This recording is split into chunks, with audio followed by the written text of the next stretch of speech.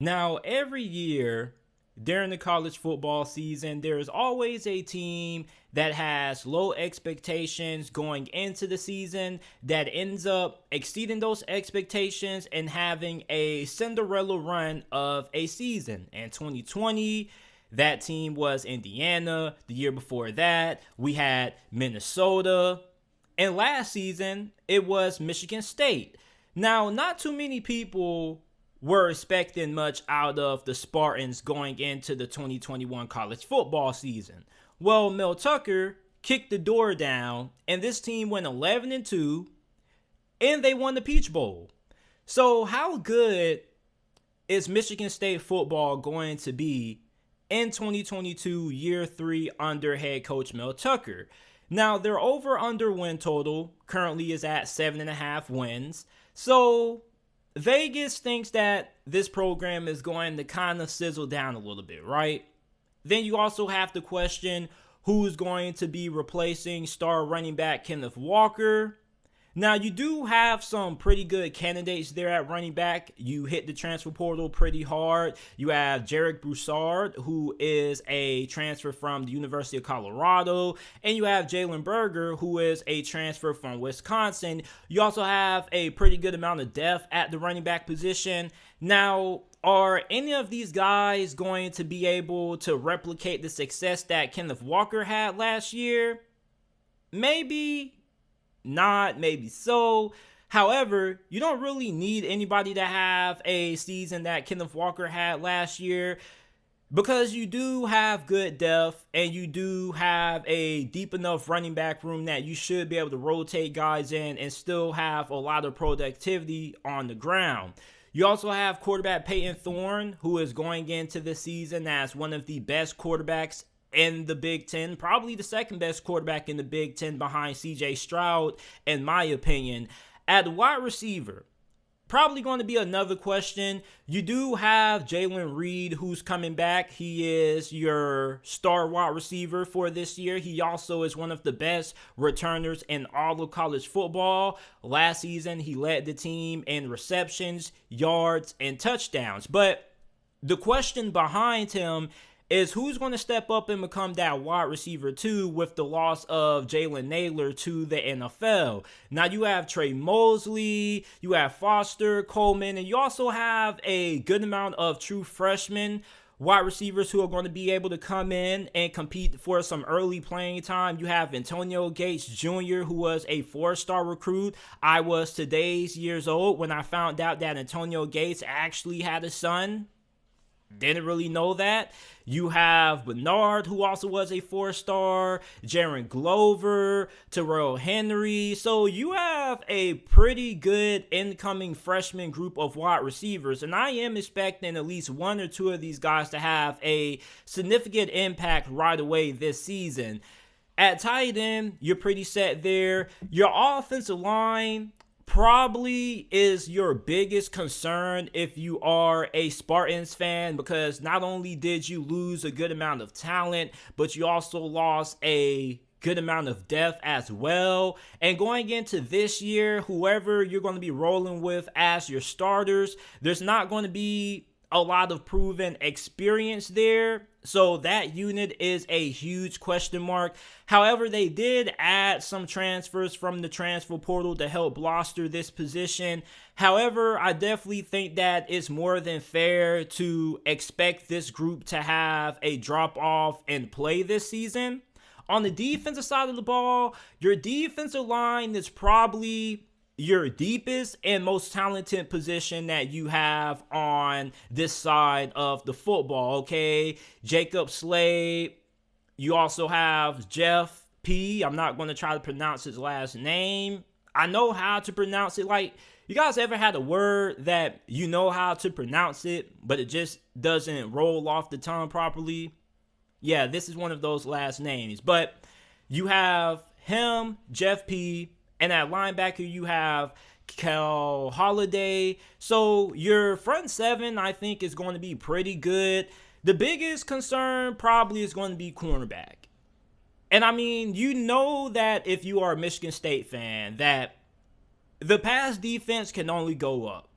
It can't get no worse than what it was last season. This was one of the, if not the worst pass defense in college football in 2021. And I was actually surprised that this program was able to have the kind of season they had, despite the fact that their pass defense was not that great. Because in this day and age of college football, you have so many teams who are spreading the ball out. They're throwing the ball 30, 40 times a game. So if you can't stop the pass more times than not, it's going to be really hard for you to win more than 10 games in the season. But with Michigan State having so good of an offense, they were able to outscore teams if need be. But one thing that, if you are a Spartans fan, that you're probably going to say in the comment section is that, you know, JT, like you just said, we were so bad last year. The only way is up. We can't go no lower. And that is true.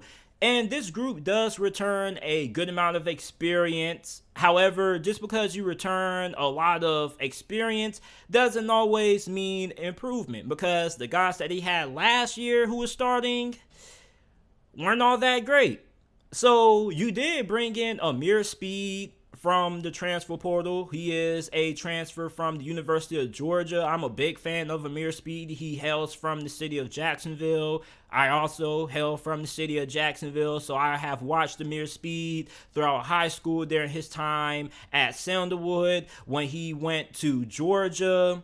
So I think that with him coming in, you're definitely going to get a major improvement there. He's going to come in and be able to be your best cornerback or your second best cornerback. And then top of that end with hopefully some development that you're able to get there at the defensive back position, that should also help you out as well. You do have safety Xavier Henderson, who returns. I think he's going to be pretty good this season as well. So for Michigan State, if you take a look at this schedule, right, they're out of conference. You start the year off against Western Michigan and Akron. Okay, so you should most likely be 2-0, bearing something catastrophic happening when you go on the road to face Washington. And that's probably going to be one of your biggest early tests of the year, because Washington is a team that I think some people are kind of sleeping on. This program has been kind of down over the last couple of years, but I don't think it's down to the point that they have to do a major rebuild. I definitely think that Washington could end up winning 8 games this season. So that's going to be a really tough matchup for Michigan State really early into the college football season. Plus, you have to go on the road to play that game. Then you have Minnesota. Minnesota is a tricky team this year. I think Michigan State probably most likely should be able to pull off that win. But then you have to play Maryland. Then you have Ohio State, but you do play them at home, and you do get to play Wisconsin. Also, you don't have to travel on the road to play them. Then you're playing your arch rival Michigan on the road there in Ann Arbor. However, you do get the luxury of playing them. Despite the fact that it's on the road, you're coming off a bye there. And Mel Tucker has had Coach Harbaugh's number. He's 2-0 against Coach Harbaugh. So he has a really good game plan when it comes to how he plays and how his team plays against the Wolverines. Then after that Michigan game, you kind of get a pretty easy 3-game stretch there. Illinois, Rutgers, Indiana. I don't know about Indiana this year. I think that, you know, that team is going to have a lot of fighting spirit considering the fact that they love their head coach. However, that is a program that right now is devoid at a lot of talent, and they don't really have great depth there. So that definitely is a pretty winnable 3-game stretch that you have there. Then to end the season, you have to go on the road to play Penn State. That's going to be really tough. So looking at Michigan State, right? When I look at their schedule, I think I could see this team winning 8 games. That's probably where my prediction is going to be. I don't think they're going to end up winning double-digit games this season again like they did last year. If Mel Tucker is able to get the Spartans to another back-to-back double-digit winning season, just go ahead and give him Coach of the Year, okay? Because it's not as if this team is bad. Okay, this team actually is pretty talented. I like what they have on the offensive side of the football. However, their offensive line definitely does concern me. And the cornerback position, although it is going to improve, you got to ask yourself how much. And Michigan got better compared to what they were last season on offense. They're going to be even better this season, even though they did lose David Ojabo and Aiden Hutchinson on the defensive side of the football, plus Daxton Hill. Michigan does a pretty good job at replacing talent on defense. So Michigan definitely is going to be really good. There definitely could be an upset there. Well, maybe not an upset to Michigan fans, but there definitely could be a possibility of Michigan finally being able to pull one off against Michigan State for the first time in a while. So Ohio State is going to be Ohio State. So for Michigan State, I think I'll probably have them at 8 wins. I definitely think that 9 will probably be the ceiling, and my floor probably could be 7.